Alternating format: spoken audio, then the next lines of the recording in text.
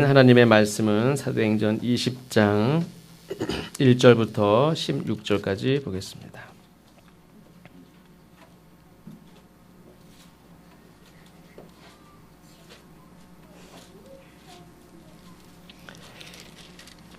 (20장 1절부터) 한 절씩 교독하겠습니다. 소요가 그침에 바울은 제자들을 불러 고난 후에 작별하고 떠나 마게도냐로 가니라.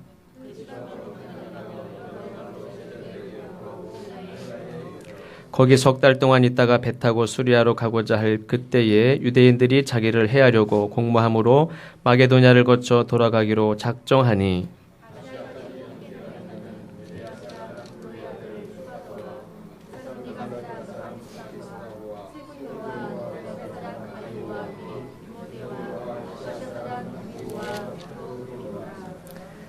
그들은 먼저 가서 드로아에서 우리를 기다리더라.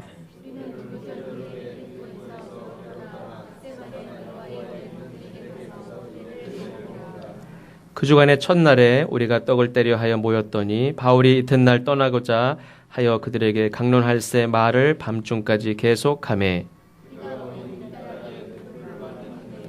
유두고라 하는 청년이 창에 걸터 앉아 있다가 깊이 졸더니 바울이 강론하기를 더 오래 하매 졸음을 이기지 못하여 3층에서 떨어지건을 일으켜보니 죽었는지라.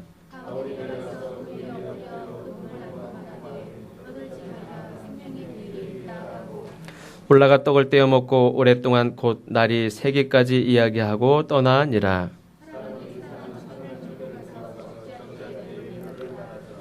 우리는 앞서 배를 타고 앗소에서 바울을 태우려고 그리로 가니 이는 바울이 걸어서 가고자 하여 그렇게 정하여 준 것이라.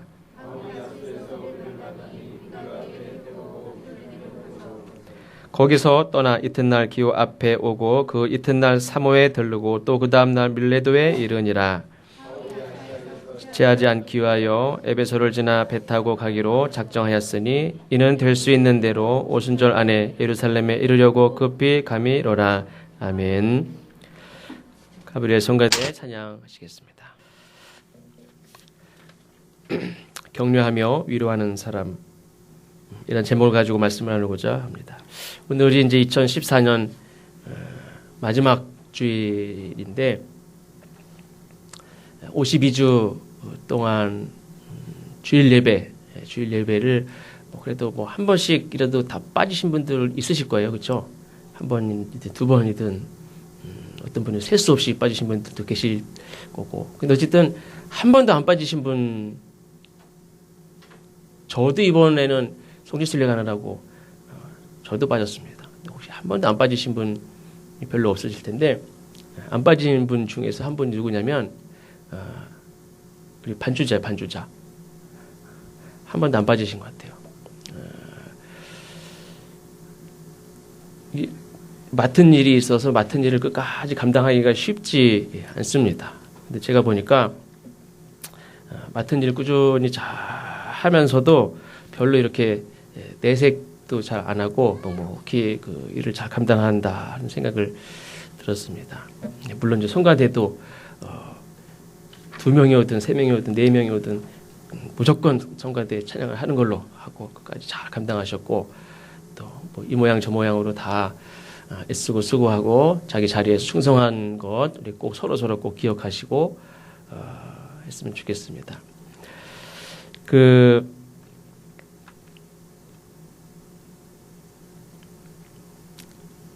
김육이라는 사람이 쓴 글 중에서 이런 글이 있습니다. 조정에서 이정함 공이 외적에게 포위당했다는 말을 듣고 상하가 모두 위태로움을 근심하였다.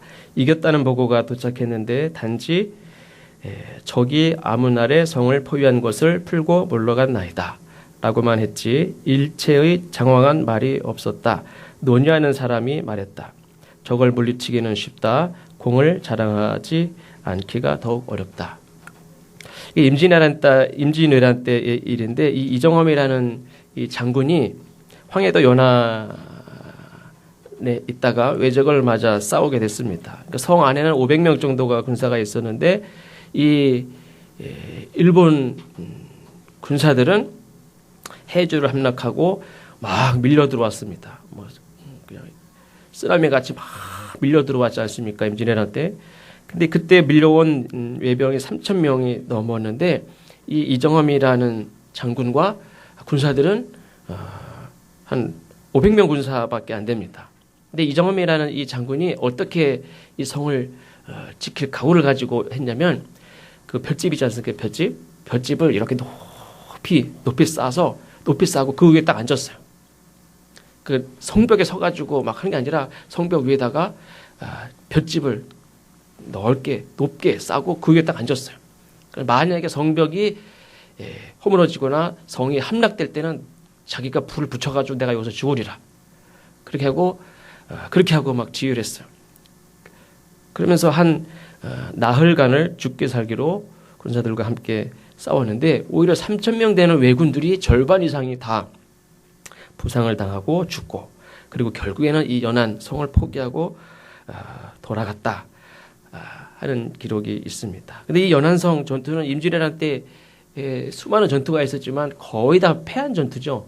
이긴 게 거의 없습니다. 내노라는 장소들도 그때는 너무 왜군이 그냥 물밀듯이 들어오고 또 너무 준비가 잘 안 돼 있어가지고 거의 다 패했습니다. 그때 승리를 거둔 전투가 몇 안 되는데 그 중에 하나가 이 전투입니다. 그때 이제 보고서를 올렸는데 그 보고서가 뭐냐면 적이 아문 아래 성을 포위한 것을 풀고 갔습니다. 이게 끝이에요.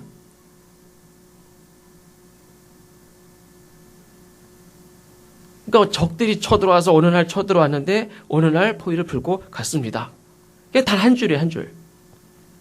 이게 얼마나 갑작스럽게 쳐들어왔는지 적군이 몇천 명인지 우리가 얼마나 지금 500명밖에 안 되는 상황에서 얼마나 힘들게 싸웠는지 저쪽에 그 왜군들이 얼마나 타격을 우리가 입혔는지 이런 게 한마디도 없고 그냥 왜군들이 어느 날 쳐들어왔다가 며칠 만에 갔습니다.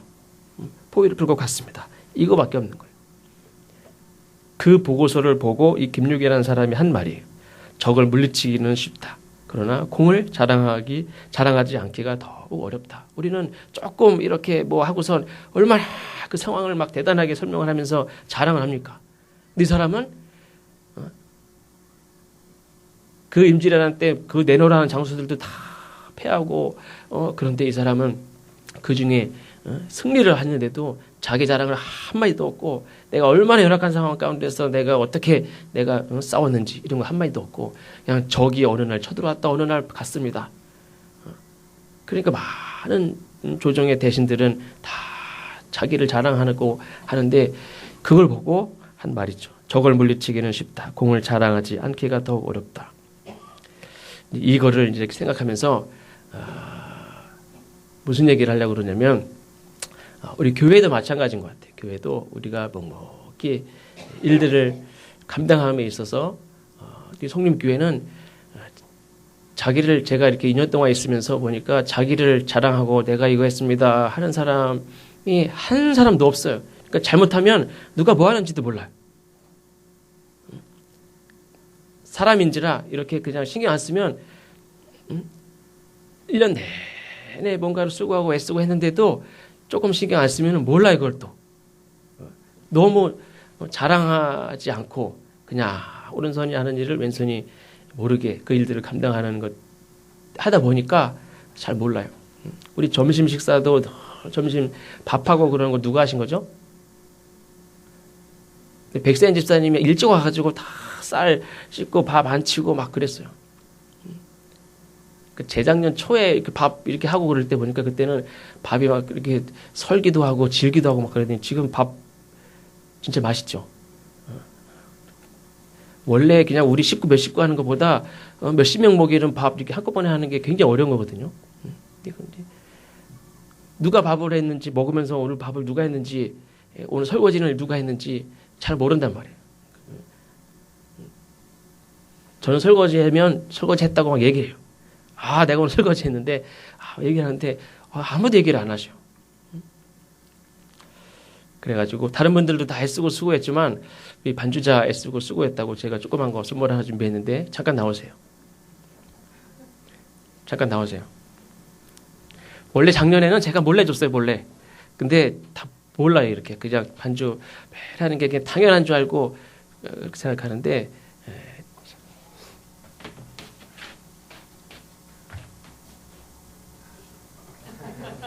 박수 한번 해주세요.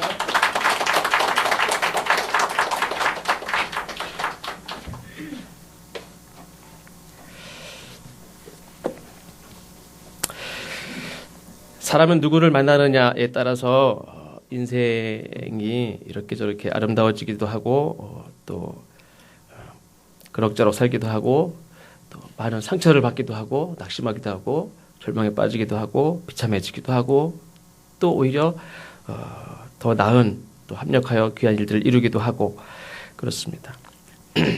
친구가 참 중요하고 근데 부모는 또 이렇게 선택을 할 수 있는 게 아니죠. 몇 년 전에 뉴스에 아이가 돌이나 지났나 안 지났나 했는데 그 갓난아기가 잘 먹지 않아 가지고 굶어 죽었어요. 근데 엄마 아빠가 없느냐? 엄마 아빠가 집에 있어요. 근데 애가 굶어 죽었어요. 왜 죽었죠? 엄마 아빠가 게임 중독이 돼서 엄마 아빠가 애기가 막 우는데 야 빨리 먹여 그러면 당신이 먹여. 당신이 해. 울다가 지쳐 자요. 잔다. 됐다. 뭐 그런 식으로 했을 것 같아요.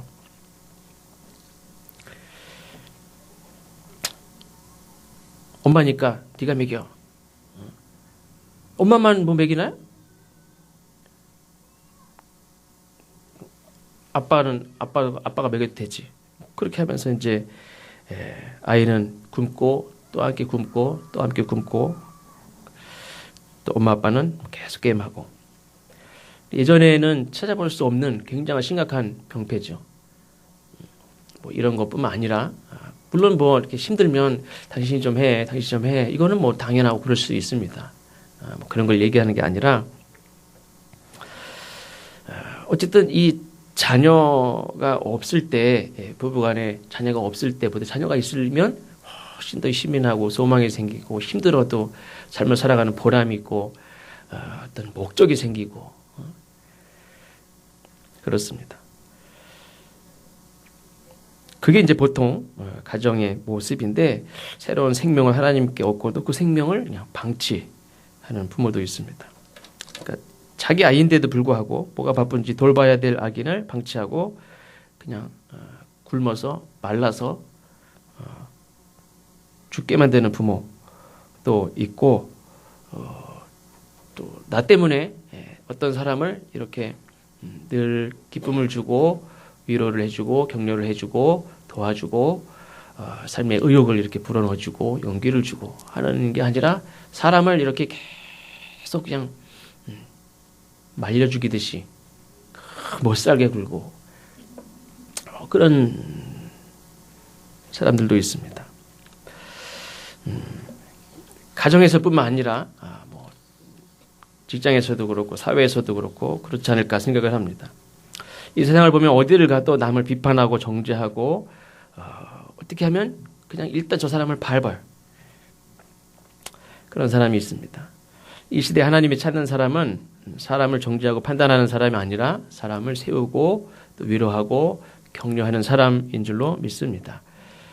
세상 사람들이 우리 교회에 다니는 사람들에게 기대하는 것도 성경 지식을 많이 한다든지 뭐 믿음이 강한 이것도 물론 중요하지만 우리 교회에 다니는 사람들에게 기대하는 거는 사랑이라고 그랬죠. 사랑.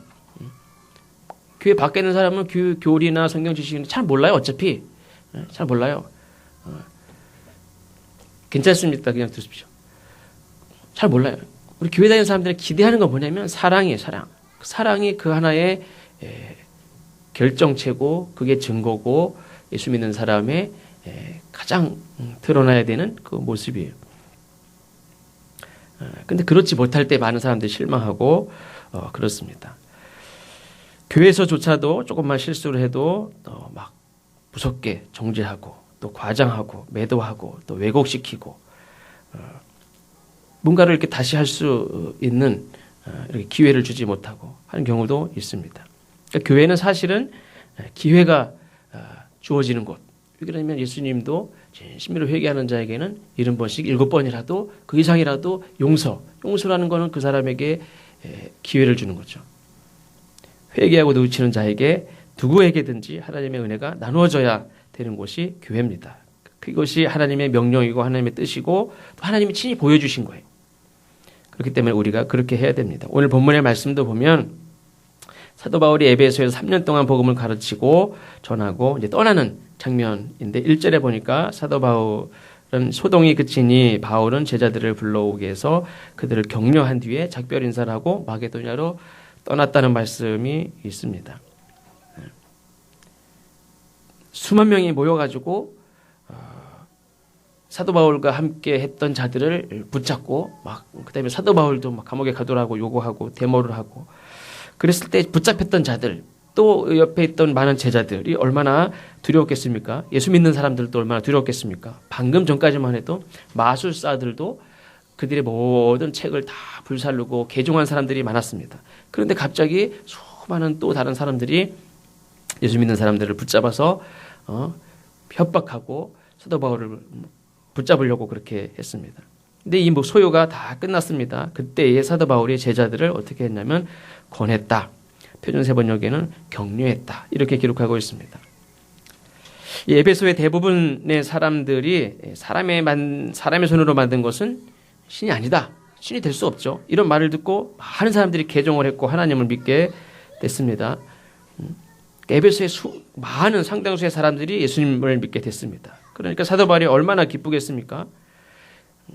많은 사람들이 이렇게 예수 믿게 됐을 때에 사도 바울은 굉장히 바빴죠. 옛날 그 초대교회 때도 그 이전의 그 모습에서도 많은 사람이 3,000명, 5,000명 많은 사람들이 이렇게 몰려올 때에 그 사도들이 이렇게 말씀 전하는 일에 전념하지 못하고 막 구제하고 이런 일 하다 보니까 기도하지 못하고 말씀 전하는 일이 소홀해지고 하면서 교회가 흔들리기 시작했던 것도 볼 수 있습니다. 이때도 많은 사람들이 왔는데 그때 사도 바울이 아무리 바쁘지만 포기하지 않고 반드시 감당했던 것이 있습니다. 그건 뭐냐면 한 사람 한 사람을 격려하는 거예요.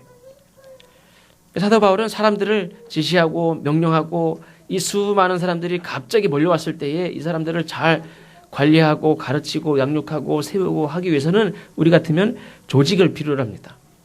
조직을 잘 만들어서 책임자를 잘 세워서 회의를 열심히 하고 지시를 잘하고 보고를 잘 받고 명령이 잘 지켜졌는지 보고를 잘 받고 또 명령하고 이거를 잘 되고 그게 일사불란하게 잘 되면 이게 잘 움직여진다고 생각합니다. 군사들은 그렇게 하는 경우가 있습니다. 최민식 씨인가요? 그분이 이렇게 주연을 맡았던 명랑이라는 그 영화를 보니까 물론 이제 그 CG로 해서 이렇게 좀 다이나믹하게 이렇게 영화를 만들어서 그렇지만 그 옛날 배들이 360도 회전을 그냥 그 자리에서 쭉 그 옛날 왜군들은 그걸 못 하거든요. 잘못하면 왜군들은 이렇게 하다가 뒤집어져요. 왜냐하면 배 밑창이 이렇게 돼 있기 때문에 앞으로 가는 건 빠른데 이렇게 하면 확 뒤집어져요. 근데 우리나라의 반대로 옛날 배들은 밑창이 판판했어요. 그래가지고 배를 이렇게 노를 저으면 반대로 이렇게 이쪽 젓고 이쪽 지면 그냥 제자리에서 360도로 이렇게 회전을 해요. 그래가지고 이쪽에다가 포를 대고서 팍팍팍 쏘고 그대로 180도 그대로 돌고 이쪽에서 쏘고 이쪽 장전했다가 이렇게 들어서 이쪽에서 쏘고 그러면서 이제 근데 그게 얼마나 그게 일사불란하게 그냥 배가 모든 배들이 12척 배 가지고서 막 싸우지 않습니까? 12척 배들이 그대로 쫙 돌고 북소리 하나에 그냥 쫙 돌고 얼마나 일사불란하게 움직이는지 몰라요. 그 북소리 깃발 하나에 그냥 막 전체가 다 일사불란하게 다 움직여요. 근데 교회를 그렇게 하면 얼마나 좋겠어요. 그런 생각이 들 수도 있습니다. 교회가 군대입니까? 교회는 군대가 아니죠. 군인은 각자의 어떤 감정이나 사정이나 이거를 거의 고려하지 않습니다. 왜 그러면 전쟁에 치면 뭐 그것도 다 필요 없어요. 그러니까 그 목적을 위해서는 다 희생을 요구합니다. 교회는 군대가 아니죠.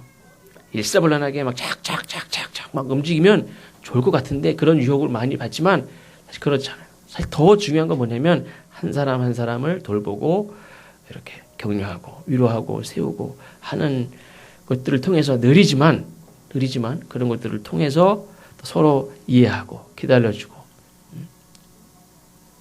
교회는 군대같이 보고하고 빨리빨리 보고하고 보고 안 하면 내 책임 아니면 네 책임이고 막 이런 식이 아니죠. 기다려주기도 하고 참아야 되고, 내가 뭐 할 얘기도 많지만 안 하고 이렇게 참을 때도 있고, 우리가 느리고 좀 오해가 생길 수도 있고 그렇지만 우리는 군대가 아니에요. 사도 바울은 일사불란하게 조직을 군대같이 움직이듯이 그렇게 하지 않고 한 사람 한 사람을 귀하게 여기고 돌보고 권면하고, 또 우리가 지금 오후에 예배 때는 빌립보서를 보지만 빌립보서 외에 많은 편지들을 보면 한 사람 한 사람의 이름이 다 언급을 해요. 그러면 뭐냐면 그 사람을 두고 권면하고 그 사람에게 뭔가를 부탁하기도 하고 그 사람을 도우라고 얘기하기도 하고, 그래서 한 사람 한 사람을 늘 기억하고 그 한 사람을 중요하게 생각을 했습니다. 조직을 중요하게 생각한 게 아니라 한 사람 한 사람을 귀하게 생각했습니다. 그리고 사도 바울의 관심사는 교회를 얼마나 더 크게 부흥시키느냐, 조직을 튼튼히 하느냐 이런 것이 아니고, 한 사람 한 사람이 소외되는 사람 없이, 실족하는 사람 없이, 거짓된 그런 가르침의 유혹에 빠져서 이렇게 떨어져 나가는 사람 없이, 낙심하는 사람 없도록, 오직 그냥 이렇게 가족과 같은, 그래서 모두가 상심하는 사람 없도록, 또 서로 싸우지 않도록, 화목하도록, 이런 것들에 더 신경을 쓰고 그런 마음을 가지고 편지를 다 썼습니다. 물론 큰 숲을 이렇게 볼 줄 알아야 되지만 그런 것들을 보는 것과 함께 숲속의 한 그루 한 그루의 나무를 소중하게 여기고 걸음을 주고 돌보고 살피고 하는 일들을 사도 바울은 잘 했습니다.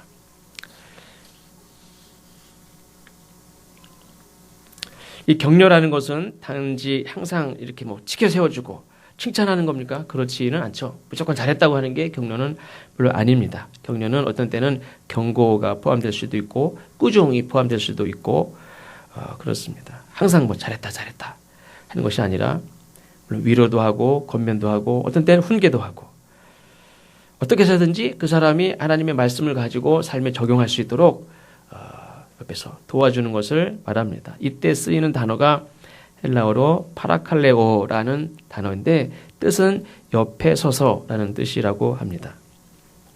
격려는 그러니까 말로만 하는 게 아닌 거예요. 사실은 말로 하는 것보다는 옆에 같이 있어주는 거예요. 옆에 서서가 바로 격려예요. 우리가 성령을 표현할 때도 보혜사라는 표현을 쓰죠. 보혜사라는 단어도 이 파라클레토스라는 단어인데 이것도 그 격려라고 하는 파라칼레오라는 단어에서 나왔습니다. 그러니까 성령의 역할도 하나님의 말씀을 생각나게도 하고 옆에서 도와주고 격려하고 용기를 불어넣어주는 분, 그 분이 바로 보혜사 성령님이죠. 그래서 성령의 문자적인 뜻은 격려자라고도 볼 수 있습니다. 그러니까 우리가 이렇게 사람을 세우고 하기 위해서는 사람을 격려하는, 사람을 위로하는 그런 사람이 되어야 될 줄로 믿습니다. 격려하지 않고 사람을 세울 수 있습니까? 세우지 않습니다. 전에도 말씀드린 대로 이렇게 이론적으로는 저 사람이 나한테 뭐라고 그러면 맞아요. 근데 하기 싫어요. 왜요? 감정적으로 싫어요. 저 사람이 감정적으로 싫으면 아무리 옳은 말을 해도 싫어요. 알았어, 네 말은 맞는데 난 안 해. 너하고 같이 안 해. 이런 마음도 가질 수 있어요. 그러니까 우리가 무조건 내 말이 틀렸어? 그러면서 그래, 네 말은 맞는데 싫어. 그러니까 꼭 옳은 말이라고 해서 그 사람을 이렇게 바른 길로 가게 하고 할 수 있느냐? 그렇지는 않은 것 같아요. 그래서 격려는 꼭 옳은 말로만 그 사람을 바로 세우는 것들이 아니라 격려나 위로가 사실은 그 사람을 이렇게 세우는 일들 더 잘할 수 있습니다. 그리고 사실은 말보다는 내 모습, 나의 신앙 생활을 통해서 그 사람에게 신앙 생활의 어떤 격려가 되기도 합니다. 내가 함께하는 것만으로도 어떤 자리에 함께 참여해 주는 것만으로도 격려가 되기도 하죠. 예를 들면 어떤 행사 때 어떤 분들을 이렇게 초청할 때 그런 표현을 쓰죠. 부디 참석하시어 자리를 빛내 주시기를 바랍니다. 그분이 그 자리에 이렇게 참석해 주는 것만으로도 그 행사를 주관하는 사람이 힘을 얻는 거예요. 그 사람이 와가지고 뭐 화안 놔주고 뭐 그래서가 아니라 그분이 그냥 와준 것만으로도 힘이 나는 거예요. 그 자리가 참 너무 좋고 힘을 얻고 용기를 얻고. 근데 반대로 또 내가 참석하지 않은 것만으로 그 사람이 낙심될 수도 있어요. 내가 그 자리에 참여해 주는 것만으로 어떤 모임이 있는데 그때 꼭 와줘. 그러면 그때 내가 가주면 거기에 그 주관하는 사람이 큰 힘을 얻기도 하고, 어떤 사람은 내가 그 자리에 있어야 되는데 내가 거기 안 가는 거예요. 그럼 그 자리에 내가 참석하지 않은 것만으로도 그 사람을 낙심하게 만들고 다 힘이 빠지게도 만들고 그렇습니다. 물론 우리가 하나님 보고 예배를 드리지만 만약에 우리가 여기서 예배 드리는데 여기 계신 분이 안 왔다고 생각해 보십시오. 그래도 좋습니까? 절대 그렇지 않아요.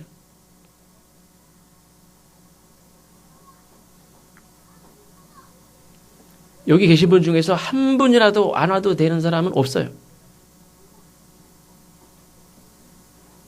여러분들이 여기 물론 저도 하나님 앞에 예배를 드리지만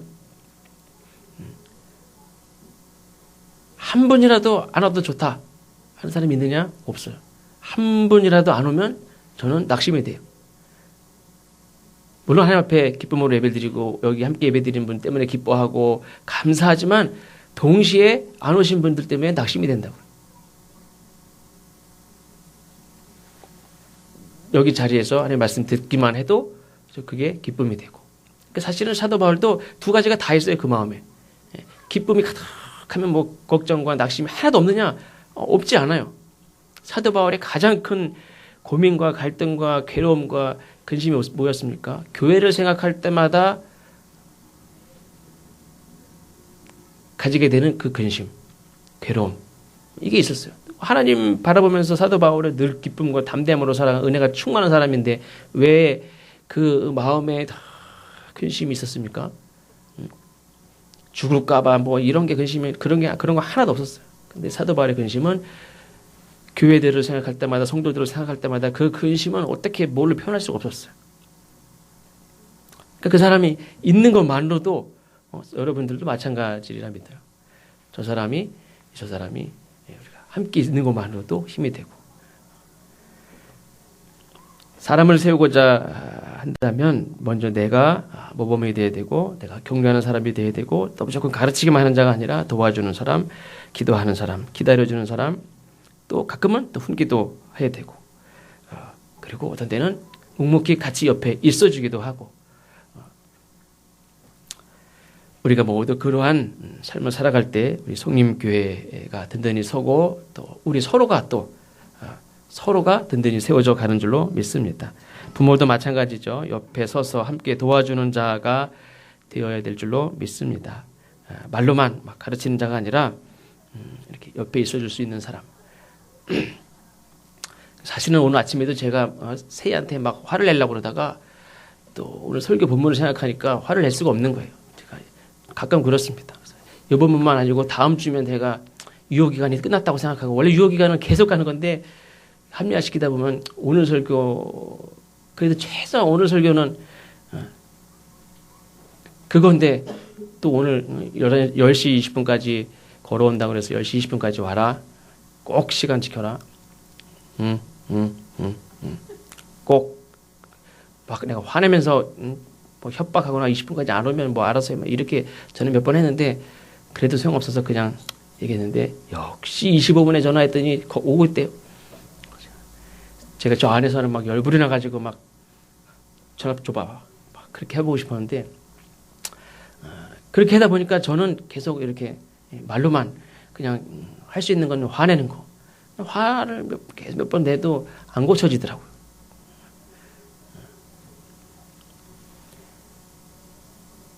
그래도 많이 변하긴 변한 것 같아요. 그래서 저는 10시 20분까지 오려면 30분도 넘어서 오고 40분도 오고 막 그랬는데 그 20분 때에 와요. 20분 때에. 그래서 시간 땡 지키는 건 그건 제 마음이지 제 마음. 그게 법이 어디 있어요 20분까지가. 어떤 사람이 그러대요. 학이 다리가 긴가요? 짧은가요? 길죠. 그게 마음에 안 드는 거예요. 그래서 저를 저 다리가 왜 저렇게 길어? 아유 좀 짧았으면 좋겠는데 저 너무 길어. 젓가락같이 잘못하면 뚝 부러질 것 같잖아요. 이게 띠뚱 너무 길어요. 좀 짧아야 되는데. 또 오리다리는 또 너무 짧아요. 저건 어떻게 저러고 다니는지 참 답답해 속에 뒤집어질 것 같아요. 성질. 저게 무슨 다리를 좀 막 늘어났으면 좋겠어요. 다 누구 잘못입니까? 다 오리도 자기가 다리 짧다고 고생한 적도 없고 성질난 적도 없고 다 알아서 잘 살고 학도 나름대로 잘 살고 오리는 이만큼 깊은 물도 쭉 들어가가지고 잘 다니면서 자기가 필요한 데서 적절하게 둘 다 아무렇지 않은데 누구만 성질납니까? 그거 보는 나만 답답한 거야. 내가 왜 답답할 필요가 뭐가 있어요? 그러니까 내가 정해놓은 거에 저 사람도 안 맞아, 저 사람도 안 맞아. 그러니까 나만 열불나고 나만 성질나고 저 사람들만 다 틀렸어. 세상이 다 잘못됐어. 사실 그렇지 않단 말이에요. 그러니까 너무 자기 입장에서만 그렇게 자식들도 내 주위에 있는 사람들도 그렇게 하는데 보니까 이제 나만 힘들고 그런 경향이 있는 것 같아요. 그렇게 그냥 저 사람 있는 모습 그대로 그냥 봐줘야 되겠구나. 그리고 저 사람과 나와 어느 정도 조화를 이루고 서로 타협을 하고 얘기를 하고 약속을 정하고 내가 일방적으로 그걸 요구하는 게 아니라 그러면 편한데 혼자 스스로 고달프게 힘들게 그렇게 사는 경우가 있는 것 같아요.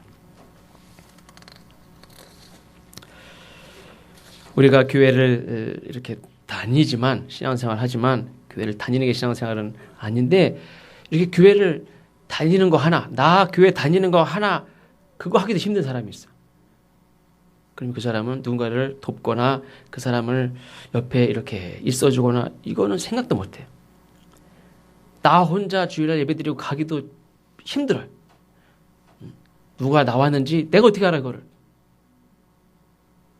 누가 빠졌는데 저 사람이 왜 빠졌는지 내가 어떻게 알아요. 나도 바쁘고 나도 신경 쓸 거 많은데 그 사람 안 나온 거를 내가 왜 신경 써요. 그렇게 이미 마음이 굳어진 사람도 있고 그래도 누구 이렇게 돌아봐야 되는데 힘들어요 너무. 나 하나 신앙생활을 열정과 기쁨으로 은혜가 충만해서 하는 건 두 번째고 그냥 주일 예배 드리러 왔다 가는 것 자체도 힘들어요.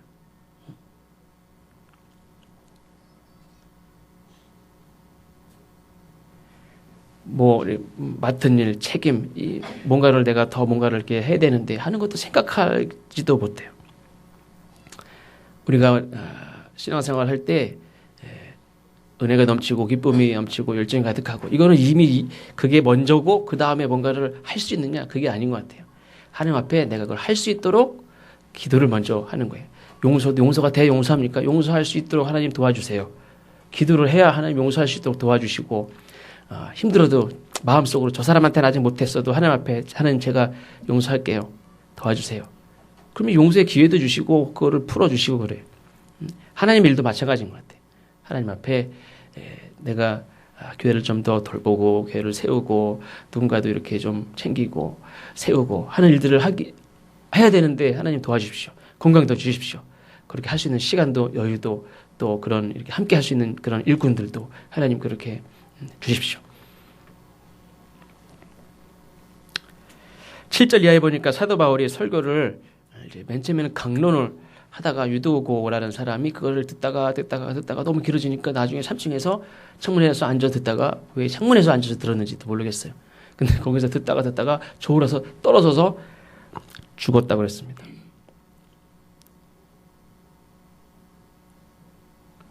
왜 졸았을까?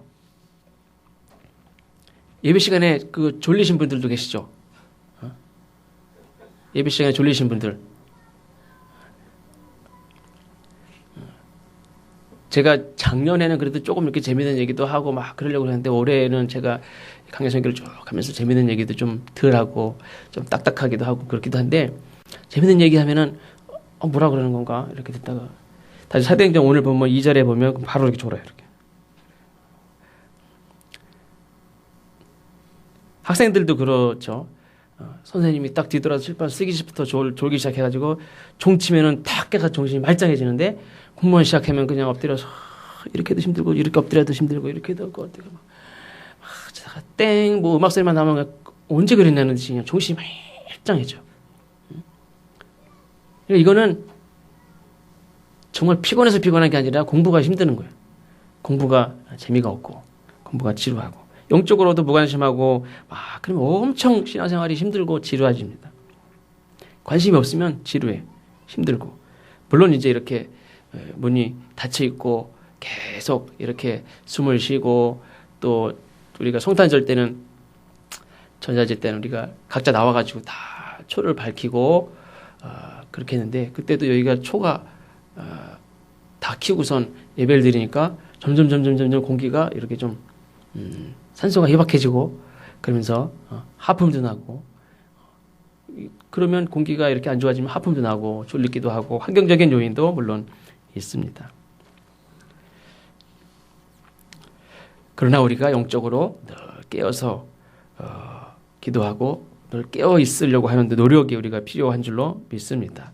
어쨌든 유두고가 졸다가 떨어져 죽었는데 사실 저도 어렸을 때부터 설교 말씀을 이렇게 쭉 들으면서 이 유두고라는 청년이 설교 말씀 듣다가 졸다가 죽었다 하는 얘기를 많이 들으면서 조는 분들을 향해서 이 얘기를 많이 하시는 분을 얘기를 많이 들었어요. 그러면서 3층에 앉아있는 분들은 없지만 영적으로 하나님의 말씀을 붙들고 그렇게 깨어서 기도하지 못하고 또 실제로 설교 말씀할 때도 이렇게 말씀 듣지 못하고 계속 졸다 보면 하면서 거의 좀 무서울 정도로 이렇게 위협하는 그런 말씀을 막 하시는 목사님 얘기도 많이 들었어요. 근데 사실 내용을 보면 어떻습니까? 사람은 설교를 오늘 그 설교 말씀 성경에도 보면은 사도 바울이 아침까지 얘기하다 갔어요. 그러면 많이 졸린 사람은 먼저 자기도 하고 끝까지 있을 사람 있고 그러는 거지. 그거를 끝까지 그 말씀을 다 들으면 영적으로 깨어있는 사람이 있고 끝까지 못 있었으면 그냥 그 사람은 나고자입니까? 그렇지 않아요. 분명히 성경에도 보면은 사도 바울의 설교를 길게 해가지고 졸았다고 그랬어요. 이 유두고에 대해서 뭐라고 나쁘게 이게 누가라는 제자가 사도행전을 쓰지 않았습니까? 유두고가 뭐 게을렀다든지 영적으로 문제가 있었다든지 그게 아니에요. 사도 바울의 설교가 길었기 때문에 그래요. 근데 어쨌든 사도 바울이 이제 내일이면 떠난단 말이에요. 다 인사하고 작별하고 그러니 어떻게 보면 사도 바울의 설교가 이야기가 올해를 마지막이에요. 근데 마지막인데 좋은 것도 좀 그렇지만 어쨌든 길어지고 밤이 깊어지고 새벽이 다가오니까 좋을 수도 있지 않습니까? 근데 죽었단 말이에요, 사람이. 사도 바울이 다 위로하고 아까 많은 제자들을 격려해주고 얼마 전에 그냥 큰 소요가 있었고 예수 믿는 사람들이 막 붙잡힌 적도 있었고 막 두려울 수 있는 상황에서 제자들을 다 격려하고 그리고 이제 내일 떠나는데 오늘 밤새 이야기를 한단 말이에요. 근데 잠 안 자고 끝까지 있는 사람만 영적으로 깨어있는 사람이냐? 그렇잖아요. 근데 어쨌든 사람이 죽었어요. 이제 좋게 인사하고 안타까운 마음으로 그래도 이렇게 서로 건강하시라고 그러고 다 밤새 하고 싶은 얘기 다 하고 이제 인사하고 가야 되는데 좋게 헤어져야 되는데 청년이 죽었단 말이에요. 설교를 듣다가. 그러니까 얼마나 불미스러운 일입니까? 근데 결과는 뭡니까? 저는 그렇게 생각합니다. 우리는 이 설교 말씀 듣다가 떨어져 죽은 청년 봐라. 하나님 살려줬으니까 다행이지. 졸을래? 이렇게 얘기하면 안 되는 거예요. 하나님은 여기 함께 있는 자들에게 어떠한 결과를 주셨습니까? 유두고라는 사람도 하나님의 말씀을 들으려고 사도 바울과 함께 이제 작별하고 사도 바울의 말을 들으러 다 모였던 사람들이에요. 근데 그 중에 한 사람이 죽었단 말이에요. 사고로. 이들에게 필요한 게 뭐예요? 1차는 저 사람이 죽지 않는 거예요. 엊그저께 막 소요가 일어나가지고 붙잡혀가고 막 이런 일도 있고 아주 놀란 일이었지만 지금 마지막에 헤어지려고 하는데 하나님의 말씀을 듣던 자가 갑자기 죽었단 말이에요. 그것도 얼마나 많은 사람들에게 충격이고 지금 놀라운 일이 아닙니까? 그때 하나님께서 어떻게 하셨습니까? 그들을 살려주셔서 그들에게 위로를 허락했어요. 하나님은 어떤 목사님들은 그걸 가지고 협박용으로 이거를 막 자꾸 쓰지만 하나님은 분명히 협박용으로 주신 게 아니에요. 하나님은 우리에게 하나님의 말씀을 들으려고 애쓰고 수고하고 피곤하고 지치고 막 졸리지만 그래도 사도 바울 선생님 가신다는데 같이 이야기하는 자리에 앉아서 이렇게 같이 들으면서 그 자리에 있던 그 사람이 떨어져서 사고로 좀 생명을 잃었는데 그때 하나님께서는 설교 시간에 좋은 사람들은 어떻게 된다. 이거를 쓰려고 예화로 쓰려고 하나님이 이런 사건을 주셨습니까? 절대 그게 아니란 말이에요. 하나님은 하나님 앞에 그래도 믿음으로 살려고 하고 그 소요 가운데 두려웠던 제자들이 모여서 사도 바울의 권면을 듣고 그런 가운데에서 이런 일이 발생했지만 그럼에도 불구하고 이들에게 또 하나님이 그들을 생명을 살리셔서 그들을 위로를 얻게 여기 성경에 보면 이 사람들이 다시 살아난 청년을 데리고 위로를 얻었다 그랬습니다. 하나님이 주시는 게 우리에게 주시는 게 위로의 위로.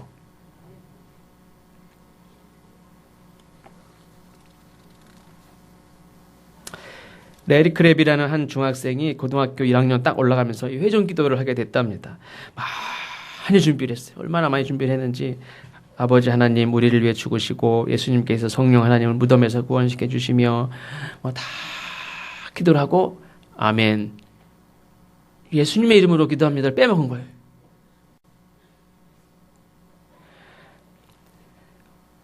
아멘 했으니까 다시 예수님의 이름으로도 할 수도 없고 막 진땀이 줄줄줄 흘러 그러는데 사람들은 뭐야 빼먹었네 어떻게 뭐 다 돌릴 수도 없고 뭐 다 진땀이 줄줄줄 흐르고 그럼 들어가면서 내 다시는 기도해나 봐라 안 한다 이제 다시는 안 해. 그리고 예배 끝나자마자 사람들이 인사하기도 전에 막 도망쳐 나오는 거예요. 창피해서. 근데 밖에서 어떤 장로님이 이렇게 안아주시면서 레리야 기도는 마음으로 하는 거야. 말이 중요한 게 아니라 하나님이 너의 마음과 기도를 받으신 것을 나는 확실히 알아. 네가 예수님의 이름으로 기도합니다. 안 했다고 해서 그게 무효가 되는 게 아니라 네가 마음을 다해 진심으로 기도한 거 내가 이렇게 확실히 아는데 하나님이 모르시겠냐. 하나님 다 알아. 그 말에 이 사람이 얼마나 큰 위로를 받았는지 그 이후에 이분이 목사님이 돼서 또 수십 권의 많은 성경 신앙 서적을 쓰고 막 간증을 할 때마다 이 장로님 얘기를 저 어렸을 때 그 위로해 주신 그분 이야기를 하면서 위로를 다시 한번 또 얻고 한다는 그런 글을 봤습니다. 우리는 교회에서도 농담으로라도 농담으로 뭐 이렇게 할 수도 있지만 농담이 상처가 되는 경우도 있죠. 난 농담인데 받아들이는 사람은 지금 상황이 심각하잖아요. 이렇게 뭐 순화시키느라고 농담을 할 수도 있지만 이렇게 격려하고 위로하고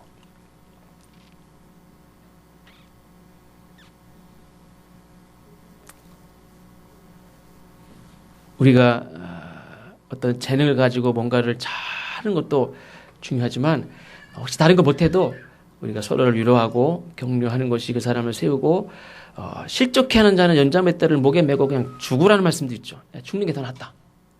내가 뭐 하나님을 뭔가를 막 한다고 하면서 열정을 가지고 하면서 그 사람이 쉽게 저지를 수 있는 게 뭡니까? 남을 정죄하는 거죠. 비판하고 야 너 그게 뭐야? 이렇게 할 수 있는데 그러면 사람이 그게 뭐야? 그러면 아 그렇군요. 알겠습니다. 이렇게 하면 좋은데 그렇게 하는 경우는 별로 없단 말이에요. 대부분이 그럼 너는 잘해? 그리고 거기가 다 깨집니다. 거기가 실족해. 다시는 뭐 해놔봐라. 그 마음에 확 지금까지 하나님 앞에 열정으로 순종으로 기도하면서 그렇게 온유한 마음으로 했던 사람도 그런 거 잘못 경험하면 마음이 완악해지고 다시는 내가 뭐 해놔봐라. 이런 마음이 들기도 쉬워요. 사람을 세우는 게 아니라 그냥 그 사람은 그냥 끝내버리는 거예요. 그런 사람은 남을 실족하게 하는 사람은 남 마음을 아프게 하고 그래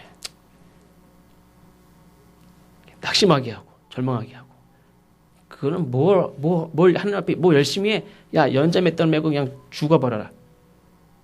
너는 그냥 없는 게 낫다는 거야 이 사람은. 근데 표현을 너무 과격하게 라는 생각도 들기도 하지만 그 정도 못해. 남을 실족시키는 게 남을 절망하게 만드는 게 얼마나 하나님이 안타까워하는 일인가를 우리가 말씀을 볼 수 있습니다. 그래서 하나님은 이런 유두고와 같은 사건을 통해서 우리에게 경고하려고 이런 말씀 주신 게 아니라 하나님은 우리에게 위로하시는 분이고 또 우리 서로도 서로를 위로하고 격려하고 또 듣고 이해하고 배려하고 하는 그런 사랑의 관계 속에서 하나님의 교회를 든든하게 세워가는 우리 모두가 되시기를 바랍니다. 기도하겠습니다. 하나님 감사합니다.